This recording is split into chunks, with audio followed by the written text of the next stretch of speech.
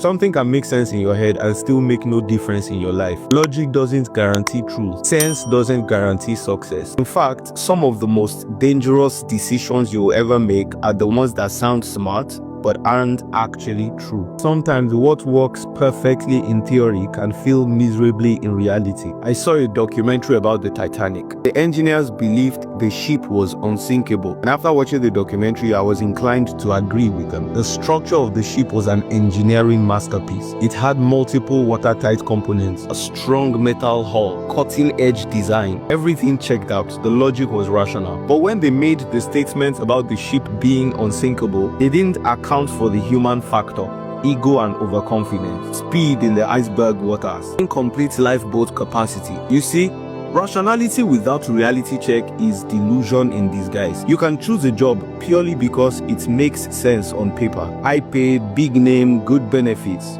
Rational. But 6 months in, you can be burnt out, frustrated, disconnected, regretting everything and hating life. A job can make sense but not fit your soul. You know, a study by McKinsey showed that over 60% of strategic business failures were due to misapplication of valid ideas into the wrong context. Not necessarily because the ideas were bad. Valid ideas, wrong context. Aristotle said it is the mark of an educated mind to be able to entertain a thought without accepting it. But here's my own version of that quote. It is the mark of a wise mind to question even what sounds smart. Just because something worked somewhere doesn't mean it belongs everywhere. Global truths need local understanding. Context is the compass of application. So before you accept an idea or do something just because it makes sense, ask yourself, is this based on reality or just assumption? Is this true or just logical? Is this applicable or just clever? Don't just follow what sounds right.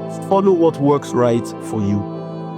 If you're an African youth, please listen close. I'm about to show you why you don't have ownership mentality. You see, a lot of that goes into our upbringing. We were not particularly raised to believe we owned anything, not even toys. I mean, the toys were ours on paper, but our parents never hesitated to remind us who really owned it, or their ability and willingness to seize it whenever we're errant, or sometimes how much they bought it. And this is a metaphor for how many African youths grew up. We've been granted resources, but not responsibility. We've been given dreams but not decisions. You are told this is your opportunity, but also make sure it makes us proud. So what happens? You grow up having access to life but no authority over it. So it's not a surprise that we grow up and seem not to have agency over our lives. So it's like we go about seeking permission to follow our own dreams, because for most of our lives, agency was a borrowed theme, which is why we seem to be more excited about telling people something we want to start